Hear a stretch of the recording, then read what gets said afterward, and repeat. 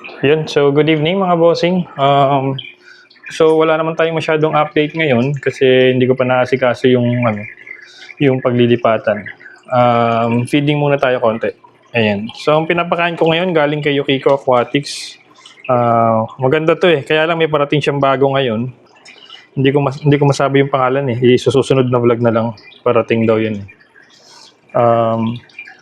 Available na rin yun sa Shopee eh. So, sa next video, try kong gawa ng video yun. Tsaka ng initial impression. So, ito, pakain muna natin to. Pero itong unang pellets na galing sa kanya, wala akong problema. Lahat ng isda ko, kinakain agad to. First try, walang problema, hindi niluluwa. So, okay na okay to para sa akin.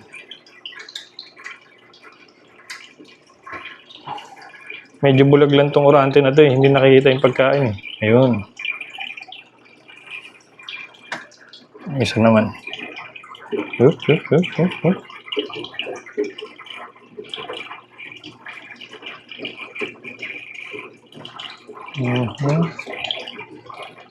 Minsan hindi ka nila nakikita eh.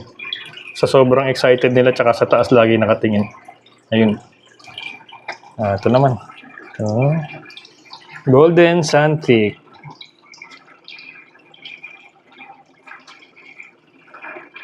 Grabe mga boss, sobrang busy. Nung isang araw ko pa gusto magpagupit eh. Hindi ako makapagpagupit. Tuwing gabi lang ako nakakapag-video ng ganito. Platinum Asiatica.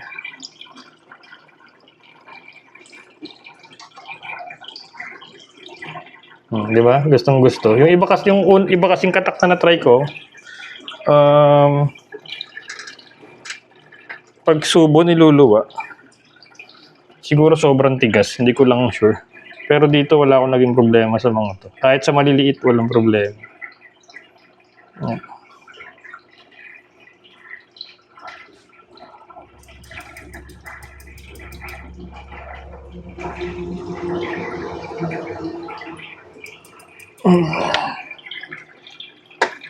Ayan. Tapos itong Asiatica Kalimaya natin, medyo maputla eh kasi light substrate eh. Pero iniisip ko pa kung ililipat ko siya or dito na siya. Di ba? Gustong gusto lahat. Ayan. Tapos samahan nyo, kapakita ko sa inyo yung dati kong setup na nandun sa kusina. Ayan. Yung dati kong setup. So binabakante ko na to. Ito na yung mga new tanks na ililipat ko na gagamitin natin. Painted na rin yung background. Glass top cover. Ayan. So, ito, nilagyan ko rin to. Ang mangyayari, yung mga nandito ngayon, ililipat ko doon sa kabila. Lilipat ko sila doon. Tapos, babakantihin ko tong rack na to. Lalabas ko yung aquarium and then ipapasok ko yung bagong rack na pinagawa natin. And then, puro gantong size na lang ang ang gagamitin natin na tanks. Wala na tayo nitong ganito sa indoor. Kasi ang plano ko sa loob ng bahay, puro mga for collection na lang natin. So, hindi na ako mag-i-small tank. Meron pa ako maliliit na tanks dito. Ito. Glass top cover din. Ayan. Glass. So, yun yung gagamitin ko sa bagong tanks. Ganito lang din ang size niyan. Ito maliliit na to. So, pag bumili tayo ng maliit, grow out natin ng konti. Pag medyo malaki na siya, lipat natin siya ron sa ganito. Hindi ko alam, parang 15 gallons ba ang sukat nito. Kung di ako nagkakamali. Ayun. So, lahat may top cover na glass. Kasi hindi na ako nagdagdag muna eh. Kaya ako napansin nyo, wala akong mga addition na bagong isda. Pwera na lang kung wala pa ako, napapabili ako.